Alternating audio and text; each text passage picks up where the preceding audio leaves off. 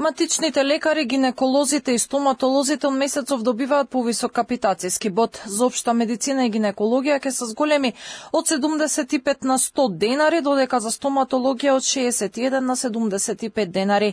Ова ќе значи повисоки плати и помотивирани лекари, а зголемувањето доаѓа по повеќе годишна стагнација во периодот од 2019 до 2022, кога бодот изнесуваше 63 денари.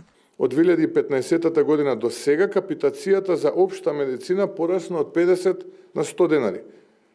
Удвојување на вредноста за една деценија. Поценетоста на примарната здравствена заштита доведе до намалување на бројот на амбуланти во 2024 година во однос на 2023 година за 34 амбуланти по општа медицина и 24 по стоматологија, а над 100 помалку амбуланти по општа медицина има сега во однос на 2015 година.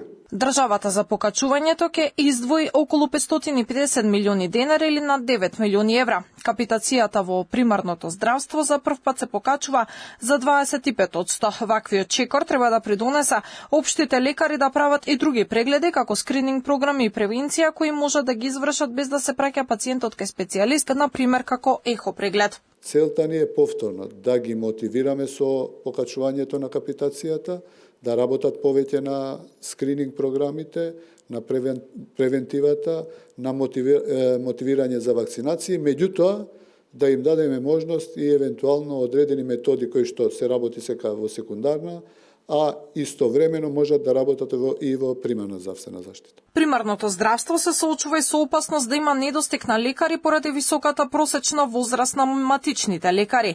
Со зголемувањето на капитацијата се очекува да се мотивираат помладите лекари да работат во примарното здравство. Од Фондот за здравство посочуваат дека реален раст на приходите може да има со зголемување на работата и продуктивноста. Оно што очекуваме да ова финансирање создаде основа да се заживее повторно процесот на акредитација на примарните здравствени ординации, акредитација за квалитет.